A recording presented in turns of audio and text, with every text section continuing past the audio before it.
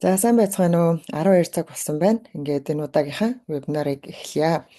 За энэ удаагийн вебинараар бол IXL гэж юу вэ гэж ярихаасаа илүүтэйгээр IXL-ийн тухай сонссон, IXL гэсэн програмыг хэрэгжилж үзсэн, эсвэл хүүхдүүд маань хэрэгэлдэг, сургууль дээрээ хэрэгэлдэг, эсвэл хуваараа бас авч хэрэгжилж үзэж байсан. Үр дүнгийн сайн гаргаж чадаагүй, эсвэл хэтэрхий их олон боломжууд байсан болохоор бас туршлага багтсан гэсэн ийм тохиолдолд яах вэ гэсэн талаар нь илүү үр дүнтэй ашиглах талаас илүү ярих болно. За ингээд энэ удаагийн IXL-ээр ярих зүйлс маань screen share хийгээдгий. За эндээс how to set up and get started with IXL буюу яг хүүхдүүдэд болон өөрсдөө ширгэлж болно IXL-ийг хэрхэн суулгах болон ашиглаж эхлэх вэ гэсэн энэ сэдвийн талаар ярина. За ер нь хүүхдтэй англи хэл болон математикийн чадварыг нь академик хэлнийх нь шинжлэх ухааны хэлнийх нь чадварыг сайжруулахын тулд туслахад маш их чухал үр дүнтэй ийм програм байгаа. За олон янзын статистикуд байдаг. IXL дээр бол Америк нэгдсэн улсын сургуулиудын ихэнх нь бол энэ програмыг хэрэгэлдэг. Сургууль нь хэрэгэлдэггүй байлаа ч гэсэн бас математик болон англи хэлний шинжлэх ухааны багш нар бас өөрсдөө хуваараа авч хэрэгэлдэг ийм их боломжийн програм байгаа. Бусад програм болон бусад платформуудыг бодох юм бол үнийн хувьд хямд ийм боломжтой ийм програм байдаг.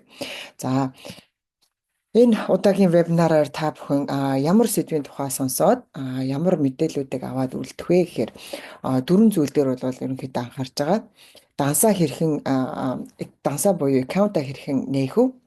Нээсэн аккаунта хэрхэн өөрсөндөө одоо хүүхдийнхаа насанд, хүүхдийнхаа ангид, эсвэл хүүхдийнхаа англи хэлний академик хэлнийхэн төвшөнд нь тохируулаад суулгаж өгөх вэ гэдэг талаар ярина. За мөн IXL-ийнхаа өөрийнх нь гол шинж чанарууд болон багж хэрэгсэл болгон ашиглах боломжтой хэсгүүдийг ярина. Гуравдугаарт бол IXL-ийг ашиглаад хүүхдээ хэрхэн бие дааж суралцахад нь систем болон стратегийг хэрхэн үр дүнтэй гаргаж өгөх вэ гэдгийг ярьж болно. Дөрөвт буюу хамгийн сүүлд нь гэрээсээ хүүхдийнхээ ур чадварыг одоогийн байгаа түвшингийн ахиулахын тулд хэрхэн дэмжлэг үзүүлэх вэ? Эцэг эхийн зүгээс гэдэг талаар ярих болно. За, IXL-ийг хэрхэн ашиглаж эхлэх вэ гэдэг. За би нэг хүн орж ирж байгаа шиг байна. Ингээд харуулъя. За нэгдүгээрт хувийн аккаунта үүсгэнэ. За аккаунт үүсгэхэд бол хоёр янзын аккаунт байж болно. Нэгдүгээрт бол ямар ч төлбөргүйгээр free үнэгүй team аккаунт IXL хэрэглэх боломжийг олгодог. Хоёрдугаарт мэдээж төлбөртэй аккаунт байгаа. Төлбөртэй аккаунтууд маань бол дотроо бас 3-4 янзын ангилалтаар ингээ явдаг. За тийм болохоор эхлээд нь үнэгүй аккаунт хэрэглэх боломж ямар байдгийг бэ гэдгийг харж үзье. За үнэгүй аккаунт ямар ч тохиолдлоор ямар ч төрлийн аккаунт нээж хэрэглэх гэж байсан ч гэсэн сайт руугаа ороод эцэг эхчүүд бол өөрсдийнхөө аккаунтыг үүсгэх хэрэгтэй. Үүсгэсэн аккаунтаа хүүхдийнхээ профайл буюу хүүхдийнхээ насанд нь, ангид нь эсвэл яг одоогийн байгаа хэлнийхэн түвшинд тохируулаад ингээд аккаунтыг set up буюу тохиргоо хийж өгнө гэсэн үг. За тэр тохиргоо юунд хэрэгтэй вэ гэхээр зэрэг яг IXL-ийн маань хамгийн гол үр дүнтэй чанар нь бол хувьчилсан сургалтын хөтөлбөр гаргах юм боломжтой байдаг. Олон янзын тийм үнэгүй платформуд байдаг те. Khan Academy гэдэг тийм хаана актем бол хамгийн өргөн хэрэглэгддэг Монголд ч гэсэн хүмүүс маш сайн мэддэг хуваараа хэрэглэдэг сургуульд ч хэрэглэдэг ийм үнэгүй платформ байгаа. Үнэгүй боловч яг өөрийн хөтөлбөртэй сурах бичгтэйгээ хавсруулаад хэрэглэж байгаа эсвэл багш нь хажууд нь туслаад хэрэглээд нэмэлтээр явж байгаа хүмүүст бол Khan Academy бол маш үр дүнтэй. Гэхдээ маш хязгаарлагдмал байдаг. Юу вэ гэхээр зэрэг жишээ нь би 8 дугаар ангийн математикийн хичээлгээ хүүхдтэй сонгоод эсвэл хүүхд маань бие дагаад суралцж болно.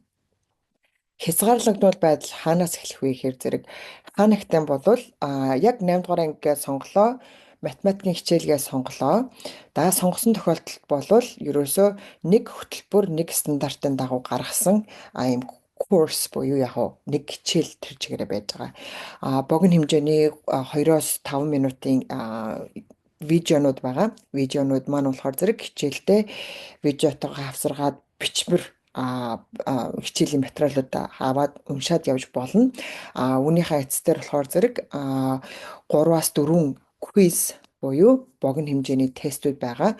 Тэд нар нь ерөнхийдөө дандаа 4-өөс 5 асуулттай. 4-өөс 5 асуулт нь би өнөөдөр хариулсан чи гэж хэлэхэд 4-өөс 5 асуулт маргааш ахиад видеогоо ахиж үзээд ахиад квизээ хийсэн ч гэсэн 4-өөс 5 асуулт маань ижилхэн ийм байдаг.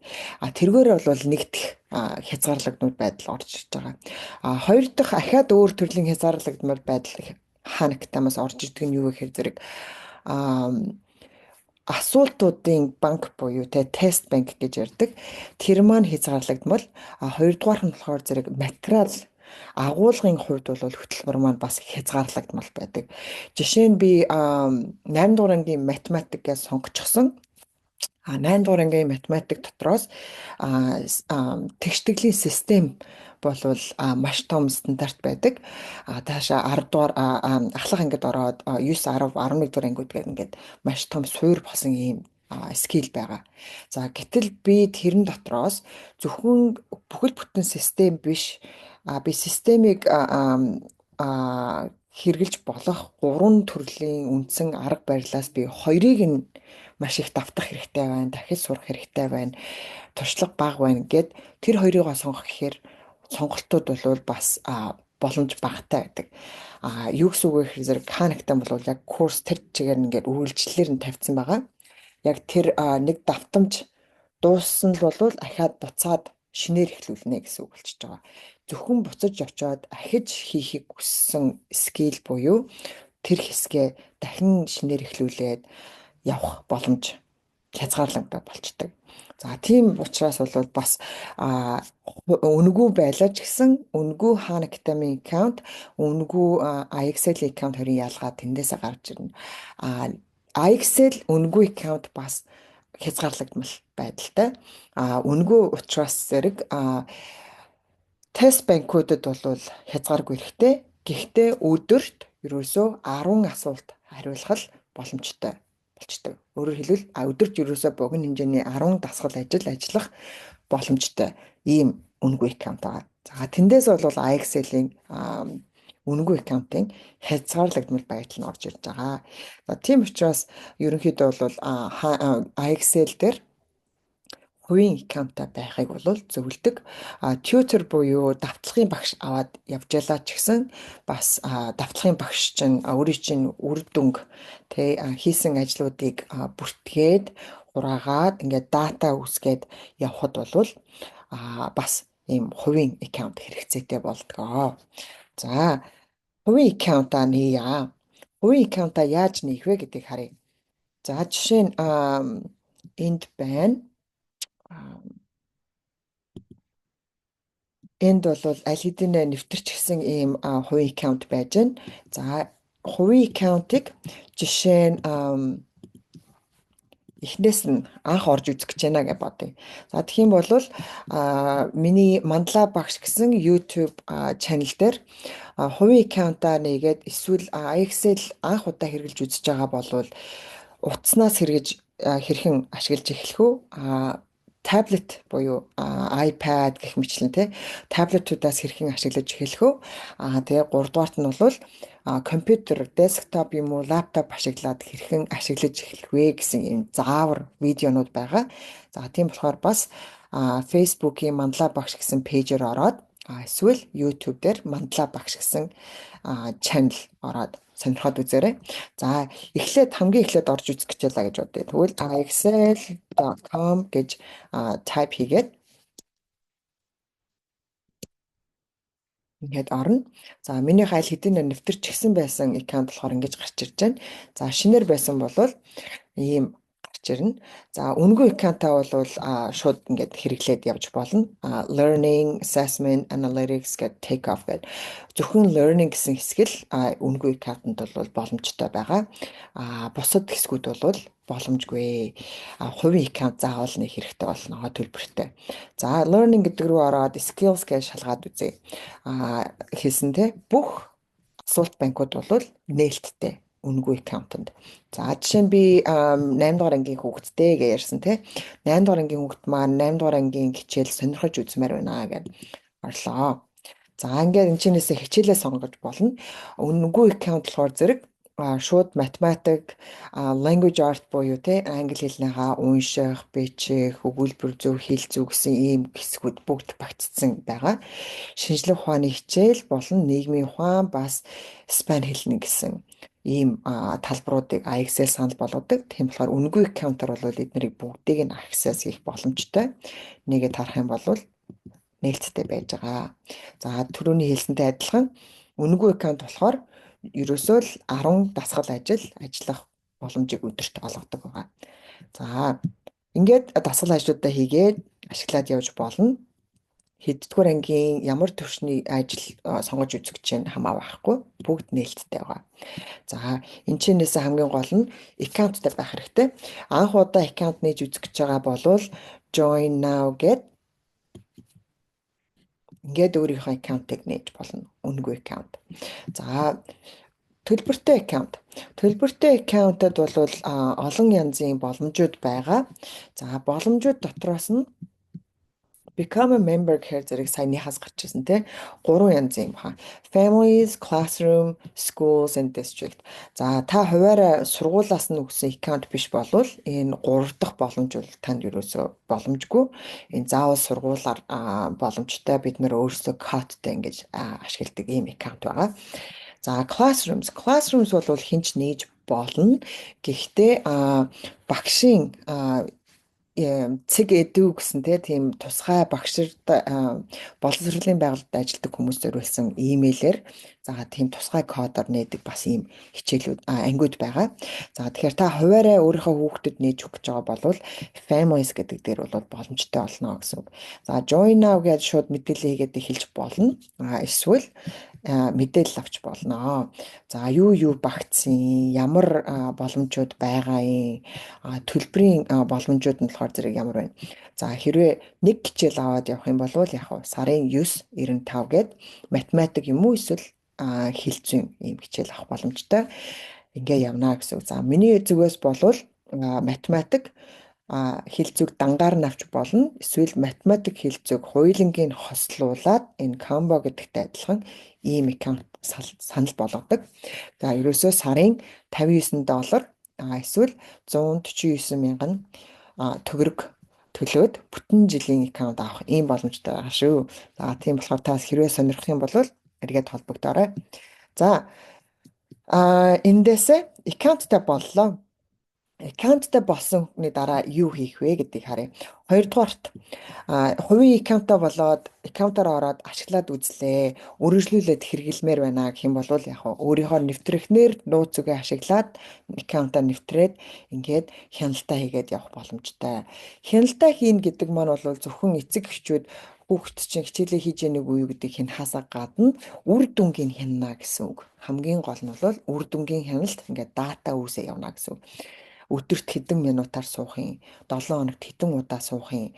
Эсвэл манай хүүхэд хичээл дээрээ ямар текстбук те ном хэрэгэлдэг. Тэр ном нь ингээд Excel дээр орцсон. Эсвэл манай хүүхэд аль мужид сургуульд явж байгаа юм.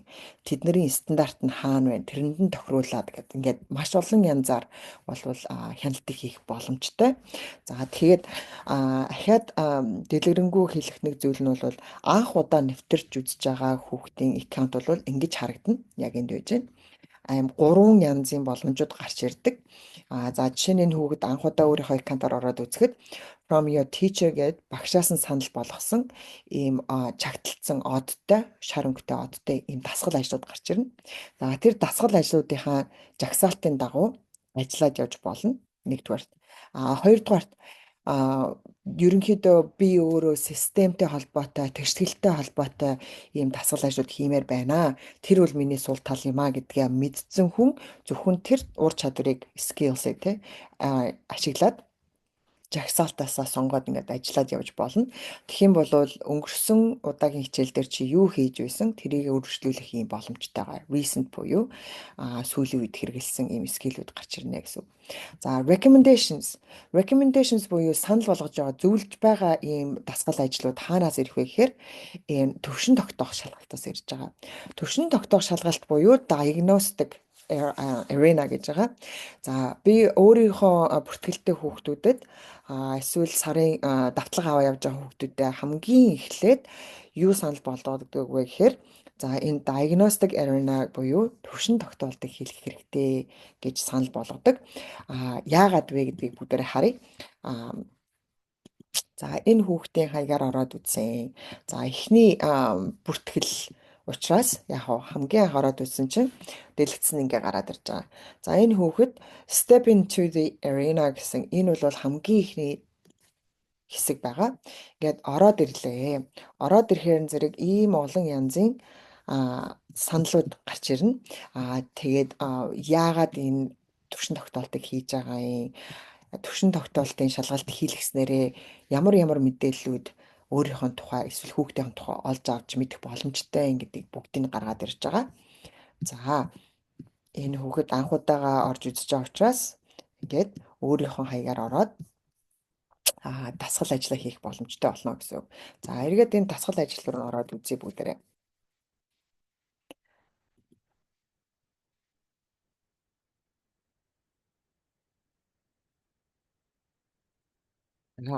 Ерөөсөө төвшин тогтоолт хийж үзээгүй байгаа болохоор зэрэг яг энэ жишээ нь математикийн хичээл дээр байна тийм. Математикийн хичээл дээр ийм 6 төрлийн мэдээлэл гарч ирэхийг аль нь ч яг од байхгүй эсвэл тоо байхгүй байна гэдэг маань төвшин тогтоолт эхлэх байна гэсэн үг. За тэгээ энэ сурагчийн хамгийн ихний хийх ажил юу гэхээр зэрэг энэ төвшин тогтоолтыг эхлүүлнэ гэсэн үг болчихж байгаа. За энэ чинээс ороод энэ математикийн хичээлгээ сонгочихсон байсан болохоор яг дандаа математикийн дасгал ажлууд гарч ирнэ гэсэн үг. За тэгээ энэ хүүхэд маань жишээ нь одоо тэгштгэл бодож байгаа тийм үү. За үзлээ, дасгал ажлаа хийлээ, ажиллаж байна. Энэ төвшин тогтоолтын шалгалтыг болвол бас утаснасаа хийж болно, таблетаас хийж болно, мөн адилхан компьютер дээр хийж болно. Жишээ нь өөрийнхөө төвшин тогтоох гэж байгаа учраас хүүхдээ хитрхи хяналтгүйгээр өөрийнх нь төвшнөр хувирчлаад жоохон гялбаад тах шиг байна иш эргэжээ. Хувьчлаад хийхэд нь бас урамшуулах хэрэгтэй. Бүр айхтар шалгалт биш учраас тий.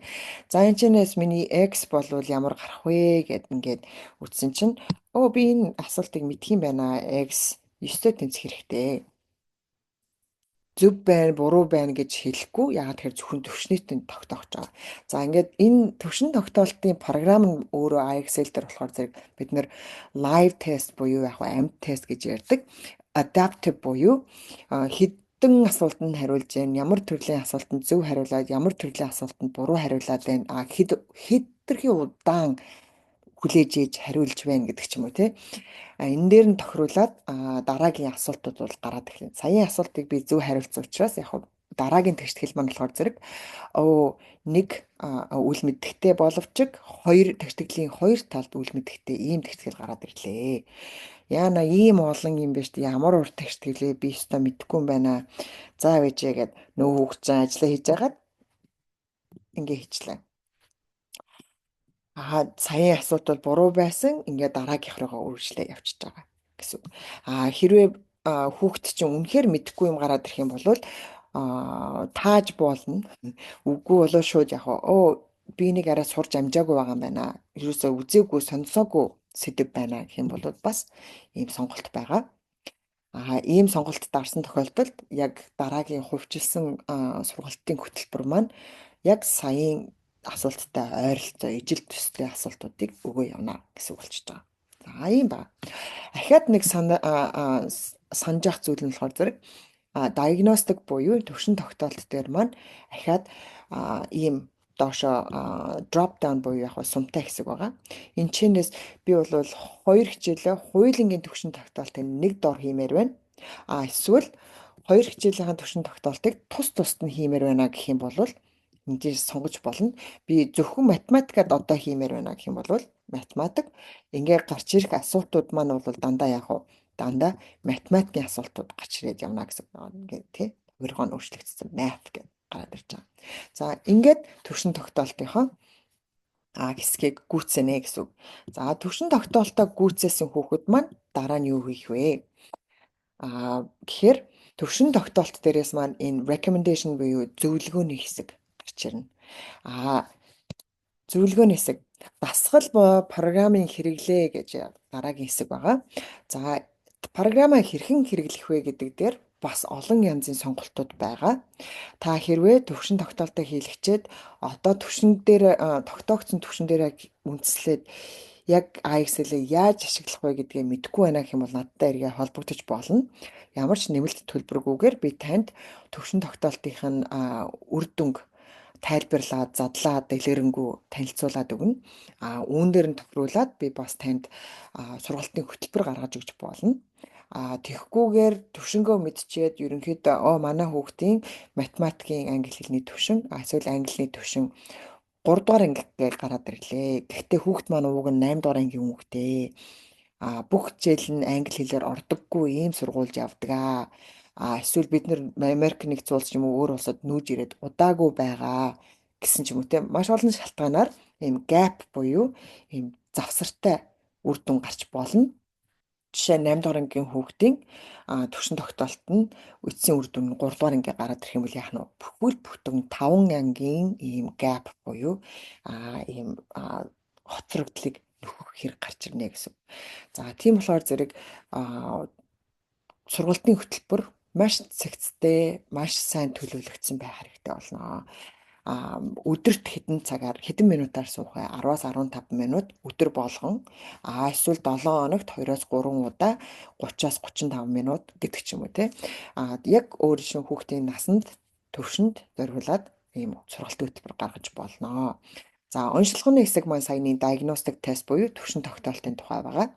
За онцлогоо буюу төвшин тогтоолтоо мэдснийхаа дараа нь зөвлөгөө буюу recommendation гэсэн ийм дасгал ажлууд гарч ирнэ. Түүнийгээ жагсаалтын дагуу хийгээд явж болно.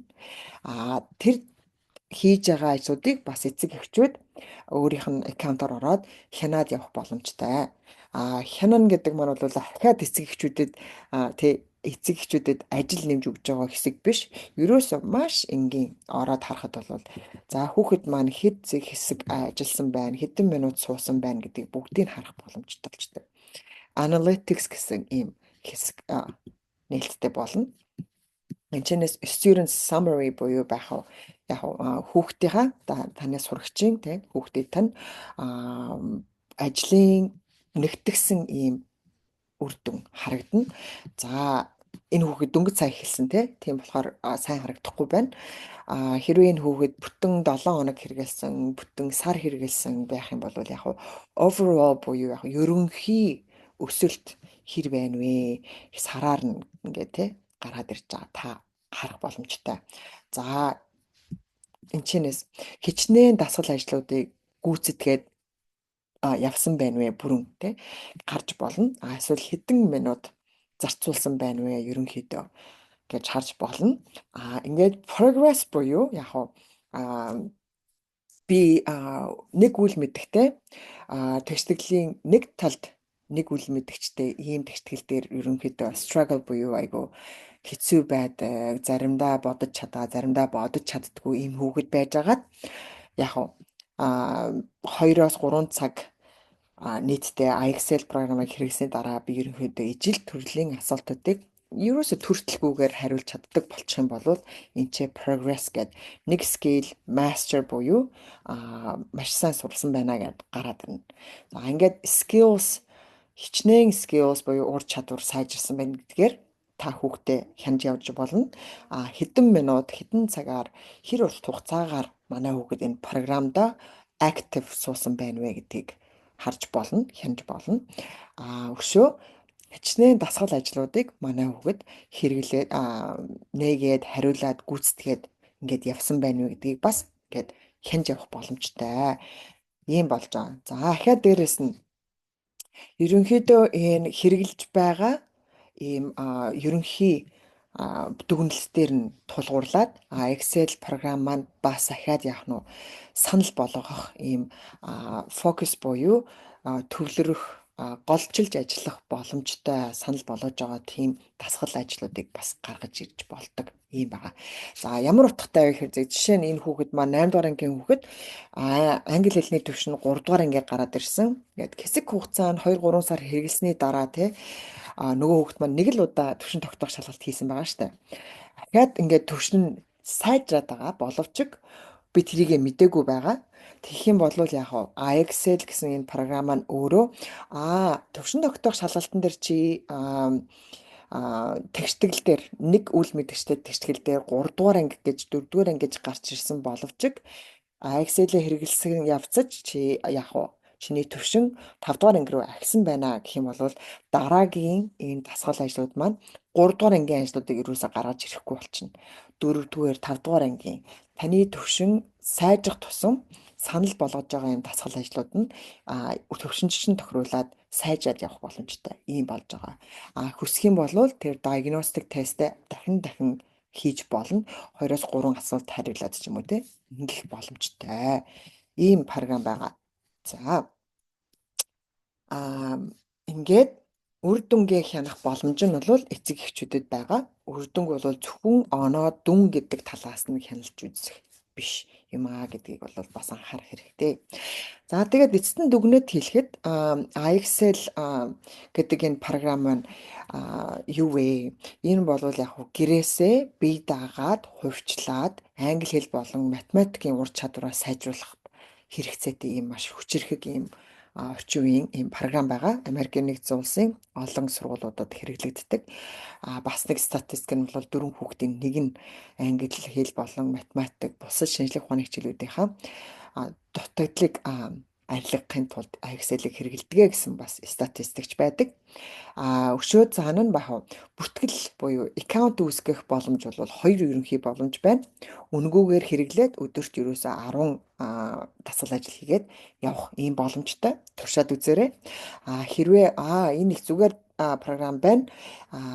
Хувийн програм аккаунттай болмоор байна гэх юм бол Мандала багш гэсэн Facebook пэйжээр ороод эсвэл Мандала багш гэсэн энэ имэйлээр маань хандаад та бүхэн бас хувийн аккаунтаа хямдралтай үнээр нээлгэх боломжтой.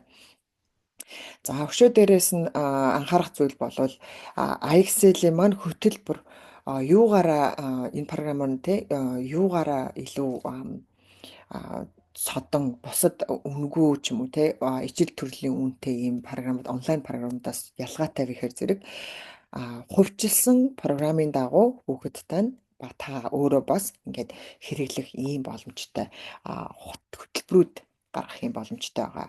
За дахиад дээрэс нь нэг үзүүлэх зүйл байна. За энэ хүүхэд маань ажиллаа хийгээд эхэлчихсэн диагностик тест буюу төвшин тогтоолт нь дуусчихсан ийм байлаа гэж үзье. За тэгэх юм бол энэ дээдлийн My Excel тэгээд Learning Assessment Analytics гэсэн дөрвөн энэ хэсэг бол дөрвөлээ нээлттэй болно. Энэ дөрвийг дөрвөлнг нь утаснасаа таблетаас эсвэл бас компьютероос ингээд хандаад ашиглаад явах боломжтой. За learning гэдэг дээр жишээ нь ингээд харъя.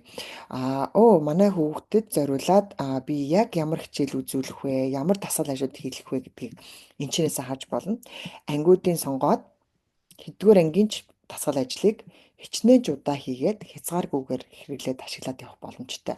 За дээрэс нь яг богино хэмжээний видео хичээлүүд бас байгаа. Үзэж болно. YouTube дээр үнгүй видеонууд зөндөө байдаг боловч яг тэр болгоныг шүүгээд ингээд шалгаад хүүхдэд маань бас тохирохгүй юу гэх тэ. Тэгээ дээрэс нь ахаад сурталчилгаанууд орж ирдэг. Маш олон анхаар сарниулах, сатааруулах зүйлүүд YouTube дээр бол яг зөндөө байгаа тийм үү. Тэр болгоныг шүүхгүйгээр Excel маань яг насанд нь ангийнхан төвшөнд нь тохируулсан сэдвээр нь ангилсан ийм богино хэмжээний видео хичээлүүд бас боломжтой байж байгаа. За тэгээд ангид нь буюу тухайн хүүхдийн насанд тохируулсан бас ийм educational буюу яг боловсролын ийм хандлттай ийм тоглоомууд бас байгаа.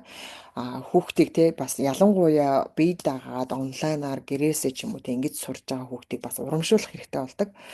Заавал ийм нэг шаналгаатай чи заавал 20 минут суу 30 минут өдөр болгон суусангүй гэдэг ч юм уу те ийм биш бас сонирхолтой байдлаар урмыг нь өдөөж өхийн тулд маш олон янзын арга барилуудаар бас хүүхдээ хянаад урамшуулад ингээд ажлуудыг хийлгээд явах боломжтой ийм байгаа. За дахиад бас нэг асуудаг зүйл байдаг. Хөтөлбөр тэгээд танаас өөрөөс чинь л авах боломжтой юм уу? Үгүй ээ. Заавал надаар хөтөлбөр гаргуулах албагүй. Өөртөө үнэхээр хэрэгжилж сайн мэдэхгүй байна. Хамгийн ихний хөтөлбөрийг танаар гаргуулъя гэх юм бол болж байна. Тэ? Хантаарай. Та нар өөртөө бас эцэг эхчүүд маань, сурагчид маань skill plans гэсэн энэ хэсэг рүү ороод харж болно. IEXCEL plans гэдэг эсвэл California State Standards, textbooks гэх ингээд 4 янзын юм төрөл байгаа. За жишээ нь IEXCEL Spotlight гэсэн энэ өөрсдийнх нь гаргасан хөтөлбөрүүд байж байгаа. Маш нягтлаад сайн яг уу багцлсан ийм хөтөлбөрүүд байгаа. Ангиуд нь энэ доор нь байж гэн тийм үү. K буюу kindergarten бэлтгэл ангиас дээшээ calculus буюу яг уу ахлах ангийн ийм математикийн хэмжээнд хүртэл 11 дугаар анги хүртэл ингээд явчихсан байна. Эсвэл төвшнгөөр унших чадварынхын төвшин дээр тохируулаад ямар хөтөлбөр байж болохоор байна. Сонирхож үзэж болно. За ийм байгаа. Ахаад нэг төрөл нь болохоор зэрэг state standards гэж байгаа. California гэж гарч ирж байгаа боловч энэ хүүхдийн маань account California account гэдээ бүртгэгдсэн байгаа. Учраас ингэж байгаа. Заавал California гэхгүйгээр бусад мужуудын стандартуудыг бас шалгаж үзэж болно. Манай гэр бүл бол Kansas амьдардаг. Эсвэл Kansas руу нүүх гэж очихоор ингээд бэлтгэж байгаа гэдэг ч юм уу те. Тэгээд сургуулийнхаа стандартуудад манай хүүхэд хэр төвшөнд явж байгаа юм бэ гэдгийг харьцуулаад тэр стандартын дагуу мэдчих ёстой зүйлүүд нь юу байдаг юм бэ гэдгийн дагуу бас хөтөлбөрөө гаргаад явж болно. За жишээ нь энэ ч математикийн 2 янзын стандарт байна тийм үү? Pre буюу яг сургуулийн өмнөх насны early education гэж ярьдаг бага насныхных. Тэгээд дээрээс нь сургуулийн насных буюу бэлтгэл ангиас дээшээгээ ингээд явсан ийм олон төрлөөс сонгоод хараад үзэх боломжтой. За ингээд энэ чинээсээ хүүхдтэй яг хөтөлбөрөө гаргаад стандартын дагуу манай хүүхдэд жишээ нь ямар дасгал ажлууд боломжтой байгаа юм бэ гэдэг тэр доор нь бүртгээд ингээд list буюу яг жагсаалтын дагуу ажиллаад явах боломжтой. Эднэрийг бүгднийг бас та хадгалж авч болно дижиталаар. Эсвэл принтерлээд хэвлж гаргаад ингээд тухайн бүйдээ өөрсдөө хөтөлбөрөө гаргаад schedule буюу хуваар гаргаад ингээд бие дааж сурах маш боломжтой ийм програм байгаа. За ахаад миний маш сонирхож санал болгодог програм бол энэ байна. Олон янзын төвшнөөс олон янзын сэдвээр ур чадвараас бүгднгээс нь холиод 7 хоногор нь гаргасан ийм хөтөлбөр бас байгаа. Үнэхээр яг өөрсдөө бие даагаад хичээлийнхаа гадуур, сургуулийнхаа гадуур өөрсдөө хувьчилж хийж байгаа хүмүүст бол энэ маш тохиромжтой байдаг. Яагаад тэгэхээр 7 хоногор гаргачихсан учраас энэ 7 хоногийнхаа ажлыг би хийж амжсан уу, амжаагүй юу гэдгийг тэг хяналт хийгээд ингээд дүнэлтээ гаргаа явахад маш тохиромжтой ийм байгаа. Энэ 7 хоногор нь гаргасан хөтөлбөр бол бас яг ангиар нь сонгож болно. Тухайн ангийнхаа энэ жишээ нь яг нь 8 дугаар ангийн хүүхдийн ийм IEXCEL дээр байгаа хөтөлбөр байна. За энэ бол математикийнх ингээд 7 хоногор нь хэрвээ энэ хичээлийн бүтэн жил байсан бол эхний 7 хоногт юуг ангидаа үзсэн байх вэ? 2 дахь 7 хоногт юуг ангидаа үзсэн байх вэ гэдгийг ерөнхийдөө ингээд тулгаад хараад явах ийм боломжтой ийм хөтөлбөр байгаа. За тийм болохоор Зөвхөн төвшнгөө тогтоолгоод ингээд баахан дасгал ажлууд хараа хяналтгүйгээр хийгээд явхаас илүүтэйгээр хувьчилсан хөтөлбөр гаргаад хувьчилсан хөтөлбөр чинь бас хүүхдийнхаа төвшөнд тохируулаад ингээд сайжраад шинжлэгдээд цаг тухай бүртээ ингээд шинжлэгдээд явах боломжтой ийм програм байгаа шүү. За ингээд ерөнхийдөө болвол миний энэ удаагийн вебинараар ярихыг хүссэн аккаунтаа хэрхэн эхлүүлэх вэ? Эхлүүлсэн аккаунтаа хэрхэн үр дүнтэйгээр сар буюу яг бэлэн болгоод хэрэгжилж эхлэх вэ гэдэг талаар ярихыг хүссэн. Вебинар мөн ерөнхийдөө бол төгсөж байна. За бүртгүүлсэн линк авахыг хүссэн хүмүүстээ линкийг нь вебинар дуусангуудаа би имэйлээр явуулна. Бүртгэлтэй имэйлээр нь. За тэгээ бүртгүүлсэн хүмүүсийн маань 1 2 3 За бүртгүүлсэн хүмүүсийн маань Excel free trial буюу яг туршилтын юм аккаунт нэгдсэн байгаа. За тэр туршилтын аккаунтынх нь мэдээллийг бас имэйлээр явуулнаа. За тэр туршилтын аккаунтаараа орж үзээд төвшнгөө тогтоолгоод бас хөтөлбөрөө туршилтын аккаунттай тохируулаад гаргуулъя гэх юм бол бас холбогдоорой. Туршилтын аккаунт нь ерөөсөө 20 хоногийн туршид үр дүнтэйгээр хэрэгжилж үзээд дараа нь үргэлжлүүлээд төлбөртэй аккаунт болохгүй юу гэдгээ та өөрөө шийдэх боломжтой. За төлбөртэй аккаунт болгоод явхад бол дахиж шинээр эхлүүлэхгүйгээр таны айл хэдийнэ эхлүүлсэн аккаунт чинь яг үргэлжлээд явах ийм боломжтой байгаа шүү. За бүртгүүлсэн хүмүүсээс урьдчилж асуусан 2 асуулт байсан. За би тэр 2 асуултыг вебинараа дуусгаад хаахаасаа өмнө хариулаадахыг. За энд болохоор зэрэг айлын 3 хүүхэд заавал тусдаа аккаунттай байх уу гэсэн. Үгүй надаас хувьчилсан аккаунт авах юм бол сургуулийн аккаунтууд бол яг багш нар өөрсдөө хянаж тэгээ дүгнэлтээ гаргаад дүн энтер чинь бүгдээрээ хийсэн ажлууд дээр чинь тулгуурлаад явдаг. Одоо журнал гэж ярддаг тий багшийн тэр нь болохоор дижитал байгаа. Тийм болохоор дижитал журнал ашиглаад явж байгаа багш нарын журнал бол дата буюу орсон мэдээлэл дүнгууд нь бол нөлөөлнө. Тийм болохоор сургуулийн аккаунтуудыг бол айлын 2 3 хүүхэд хэрэглэхийг бол багш нар нэг тийм дуртай байдаггүй. Зөвхөн хэрэв багш нар нь журнаалаа хөтэлдэггүй Excel-ээр дамжуулаад зөвхөн дасгал ажлууд ингээд өгөө явдаг бол бас байж болох юм. Яг өөрөөсөө багш нартайгаа сургуультайгаа холбогдоод үзээрэй. Надаас ингээд програма эхлүүлээд хувийн $59-оор бүтэн жилийн аккаунтаа явж байгаа хүмүүс бол айлын хэдэн хүүхэд хэрэглэж болно. Та аккаунтынхаа мэдээллийг хүмүүстэй хуваалцсан уу? Таны өөрийн чинь дур. За гэхдээ нэг зүйлийг анхаарах хэрэгтэй.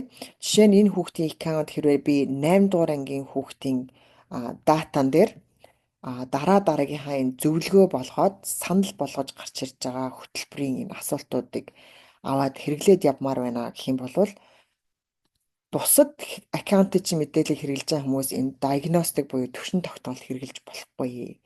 Жишээ нь би энэ хүүхэд 8 дугаар ангийн хүүхэд 3 дугаар ангийн дүүтэй байлаа гэдэг үзье тий. Тэгсэн 3 дугаар ангийн дүү нь энэ төвшин тогтоолтын шалгалтыг ороод хийчихлээ. 3 дугаар ангийн хүүхдэд маш сайн дүн гараад ирсэн боловч энэ 8 дугаар ангийн хүүхдэд 3 дугаар ангийн төвшин бол маш муу гараад ирнэ тийм үү. Тэгэхээр маш их хоцрогдолтой юм шиг гарч ирнэ. Тэгээд энэ чинээс Excel-ээс санал болгож байгаа дасгал ажлууд багш нараас нь санал болгох дасгал ажлууд бүгд яах нь бас юм үнэн бодиттой байж чадахгүй. Тийм болно. За хэрвээ та аккаунтаа нэгээс илүү хүүхдэд хэрэглэх гэж байгаа бол яг гол хэрэглэх хүүхэд маань хинбэ гэдгээ сонгоод тэр хүүхдийнхаа хувьд л ерөнхийдөө яг төвшин тогтоолтынхаа диагностик ариуна гэдгийг хэрэглээд яваарай. Тэрнээс биш зүгээр дасгал ажлыг хийгээд явах гэж байгаа бол хитнээ ч хүн хэрэглэж болно. Хэдвэр ангийн хичнээн асуулт, хичнээн тасгал ажлууд хэрэглээд явах боломжтой юм. Хязгааргүй хэрэглэх боломжтой юм байгаа.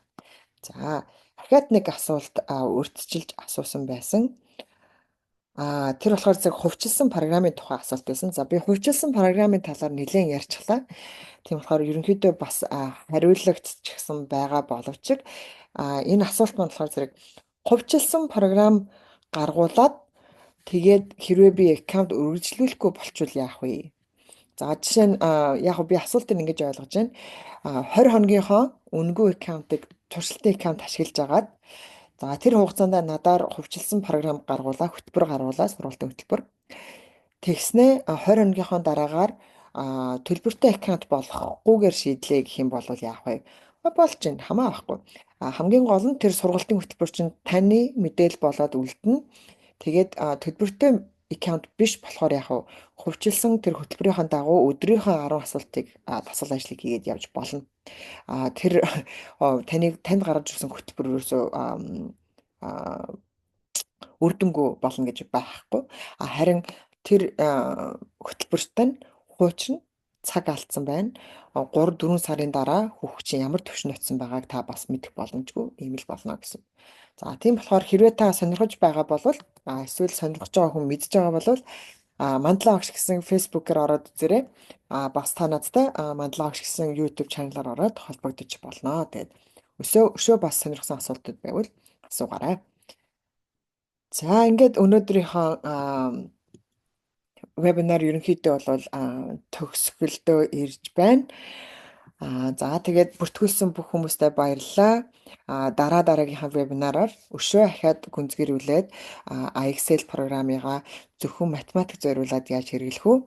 Эсвэл Excel програмаа англи хэлнийхаа түвшин тохируулаад яаж хэрэглэх вэ гэдгийг бас ингээд тус нь яриад явах юм вебинар сургалтууд дахиад төлөвлөгдсөн байж байгаа.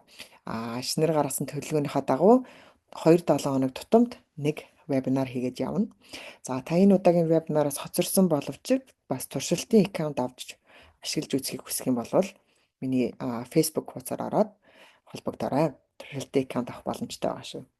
Баярлалаа.